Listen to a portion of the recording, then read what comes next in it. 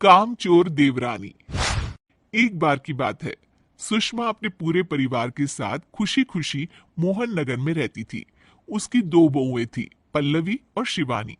एक दिन दोनों बहुएं रसोई में काम कर रही होती है कि तभी उनकी सास सुषमा उन्हें बुलाती है। अरे बहू, जरा इधर तो आना। शिवानी, जरा जाकर देखना सासू माँ क्या कह रही है। दीदी आप ही देख लो ना जाकर, आपको भी तो सुनाई दे रहा है। अरे मैं आटा गूंद रही हूँ ना, तुम चली जाओ। हाँ तो मैं भी तो सब्जी काट रही हूँ ना दीदी। अरे बहू जल्दी आओ। उफ़ो, ये तो जाएगी नहीं। मैं ही जाकर देखती हूँ कि क्या करना है।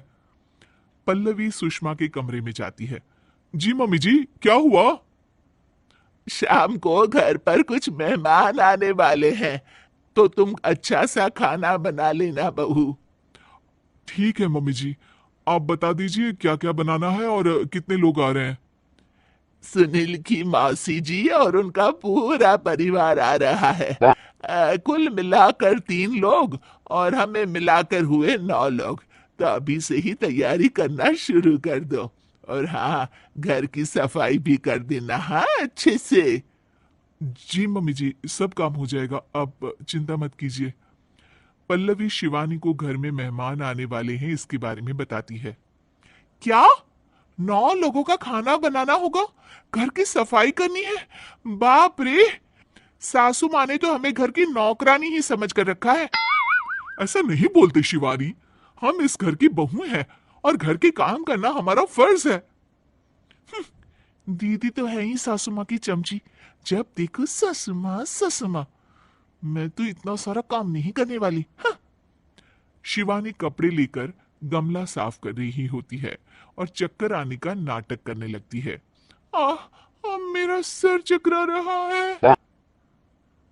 तभी वहां पल्लवी और सासू माँ जाते हैं।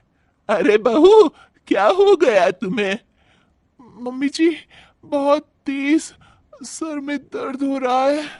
आ, आ, तुम एक काम करो शिवानी, आराम कर लो। नहीं नहीं दीदी, घर में मेहमान आने वाले हैं, मुझे आपकी मदद करनी चाहिए। अरे कोई बात नहीं शिवानी, तुम आराम कर लो, मैं सब काम कर लूंगी। ठीक है दीदी, अगर आप इतना कह रही हैं तो आराम कर लेती हूँ। शिवानी आराम से अपने कमरे में मैगजीन पढ़ रही होती है। इसे कहते हैं आराम की जिंदगी। इतना सारा काम। चलो सारा काम खत्म हो गया, शिवानी को देख आती हूँ। शिवानी अपने कमरे में ईयरफोन में गाने सुनते सुनते सो जाती है और उसके साइड में मैगजीन भी रखी होती है। पल्लवी वहां आ जाती है और वो सब देखती है। ओहो, तो मतलब सब काम चोरी का बहाना था। अभी बताती हूँ इसको। घर का सारा काम मुझे करना पड़ा और ये महारानी यहाँ मैगजीन पढ़ रही है, गाने सुन रही है।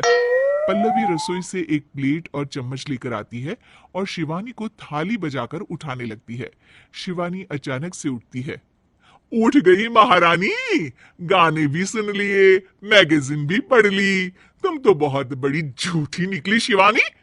तुमने सर दर्द का बहाना बनाया ताकि काम करने से बच सको। हाँ बनाया बहाना, तो क्या करती, इतने सारे काम करती। मुझे कोई शौक नहीं है चापलूसी का। क्या चापलूसी? तुम्हें लगता है कि मैं सारे काम चापलूसी के लिए कर रही हूं? और नहीं तो क्या। तभी वहां सासू माँ आ जाती हैं। अरे बहू, वो लोग बस आने ही वाले हैं, तुम तैयारियां कर लो। जी सासू माँ, तुझे तो मैं बाद में देखती हूँ। सब खाना खाने बैठते हैं और खाना शुरू करते हैं। तभी सुनील की मौसी बोलती है।